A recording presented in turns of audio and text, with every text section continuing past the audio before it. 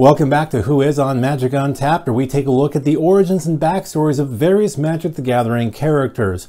With the new Magic the Gathering set, The Brothers War, coming out this November, we thought we'd kick off a number of videos taking a look at the various characters from that part of the Magic storyline. Starting off is the Phyrexian demon, Gix. Who is it? Who is this? Who is it? Who is this? Who is it? On ancient Dominaria, there was an enlightened civilization of artifice known as the Thran. It spanned much of the continent of Tertiaire. As with many grand civilizations throughout history, things did not wind up being so grand after all, as increasing civil unrest would prove to be the beginning of the end for the once great civilization. Several years before the fall of the Thran, a man named Gix came into the scene. A rebel based out of the Caves of the Damned, he gained notoriety amongst his peers by stabbing a respected artificer named Glacian with a Power Stone shard. Something that could cause a disease known as phthisis, thanks to the radiation the stones put off. Gix's rebellion, however, was temporarily put to an end by a eugenic healer known as Yawgmoth, as he began to work towards curing the irradiated people of the caves, all of whom were afflicted with the disease. Yawgmoth, however, was providing Gix's people with nothing more than a diluted serum, claiming a lack of resources. This rekindled Gix's rebellious ambitions as he led his people on a full frontal attack upon the Thran's capital city of Halcyon. Expecting this, Yawgmoth, who had gained much prominence and power in the city thanks to his inexplicable ability to somehow manage and possibly cure this strange disease, was ready. He had the city guard at his command, and a newly created artifact based upon Glacian's designs, with which he could control all Power Stone-based technology within the city. With these tools at his disposal, Yawgmoth easily quelled Gix's invasion, and forced its leader into complete obedience. Gix would fall out of the picture for thousands of years. The one-time rebel leader, now a completed Phyrexian made of bone, machine parts, and soft organics, looking nothing like his former self. It's about this time that two archaeologist brothers, Urza and Mishra, were exploring the caves of Koilos, a place the ancients called the Cave of the Damned. While there, the brothers found an interesting power stone that had been split into two halves, mounted onto a strange ancient device.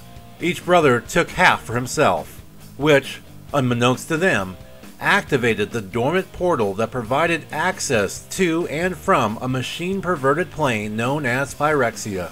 Now a member of Yawgmoth's inner circle, Gix was eventually sent through this now reactivated portal to Dominaria as a scout of sorts, to survey the plane for invasion.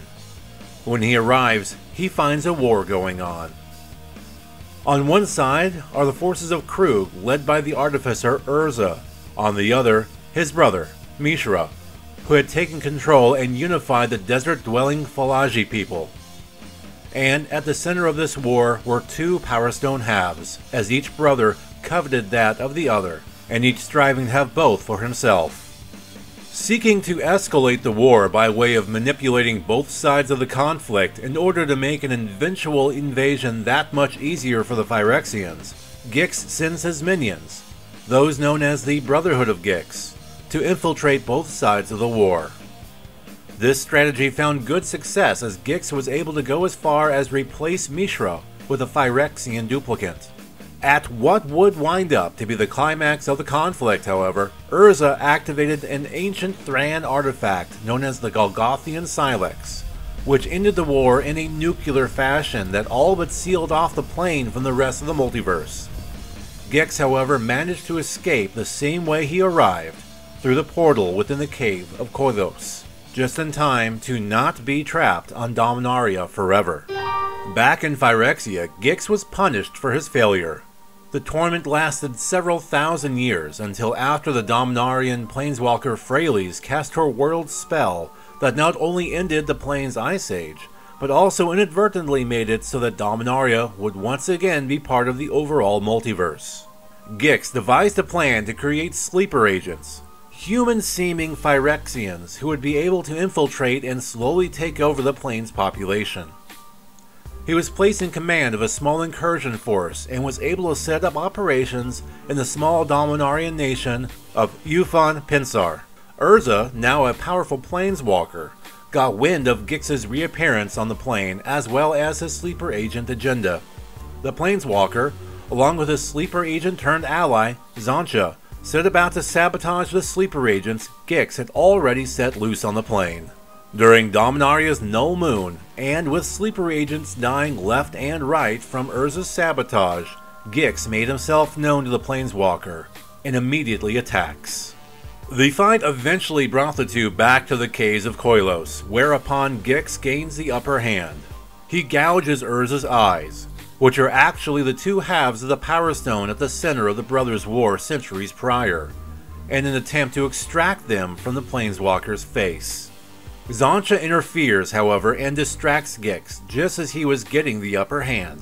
An explosion of energy then radiated from Urza's Power Stone eyes, causing an explosion of sorts that presumably killed not only the Praetor, but Xantcha as well.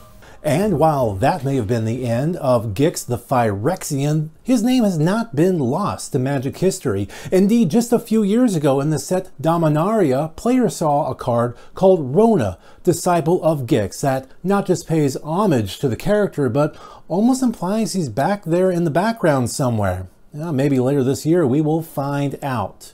For Magic Untapped, I am Barry White. Thank you very much for watching, and if you would like to support Magic Untapped, please subscribe to us here on YouTube and toss a buck in our tip jar on Patreon.